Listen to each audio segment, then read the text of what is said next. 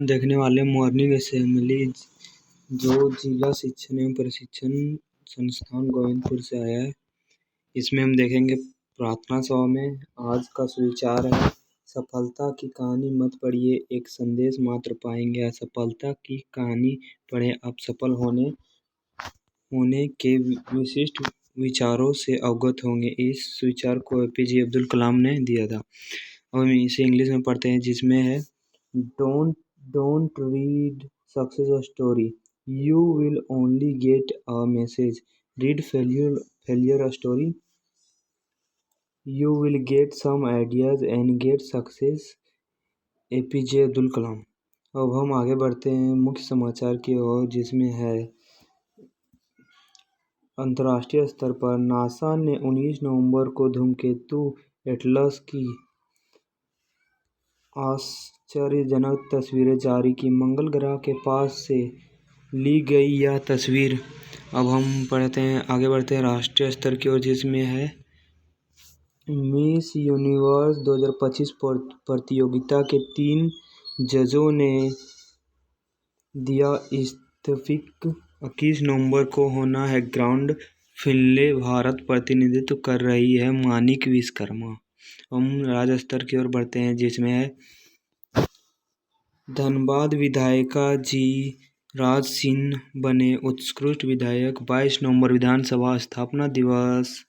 स्वदेशी 2035 तक पूरे देश में इस पूर्णतः लागू कर देने का तय कर दिया गया। सरकार ने लक्ष्य या पासपोर्ट चोरी या धोखाधड़ी रोकने में सहायक सिद्ध हो गई। अब हम आगे बढ़ते हैं प्रश्न की ओर, जिसमें है सम्मान प्रश्नोत्तरी कक्षा 1 से 5 तक, जिसमें है पहला नंबर है काला रंग मेरी शान, सबको देता हूँ मैं ज्ञान, शिक्षा करते मुझे पर काम ना बताकर बनो महान।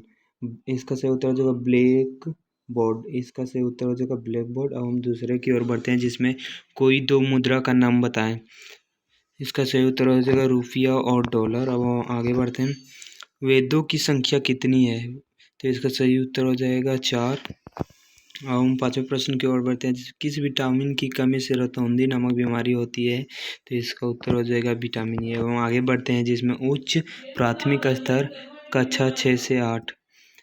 पहला पेनिसिलिन की खोज किसने की थी? अलेक्जेंडर फ्लेमिंग ने पेनिसिलिन की खोज की थी। दूसरा प्रश्न, चिल्का झील किस राज्य में स्थित है? तो इसका उत्तर हो जाएगा उड़ीसा।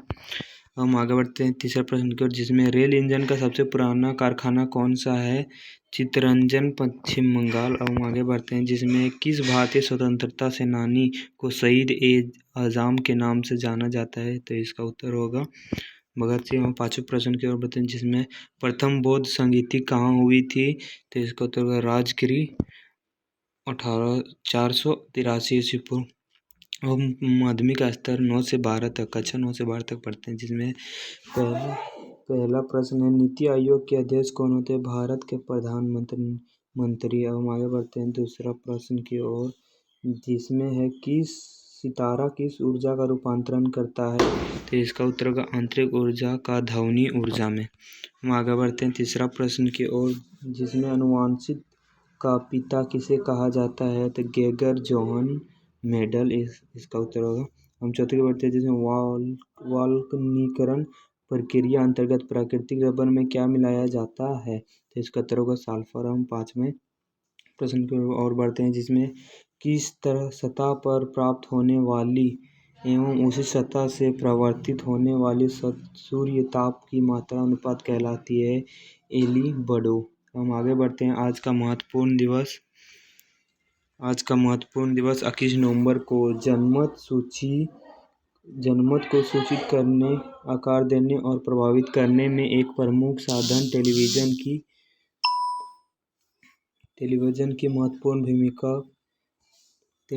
की महत्वपूर्ण भूमिका को मान्यता देने के उद्देश्य से इस दिन संयुक्त राष्ट्र महासभा ने 1929 में विश्व टेलीविज़न दिवस के रूप में घोषित किया। हम आगे बढ़ते हैं मोटिवेशनल स्टोरी को, और जिसमें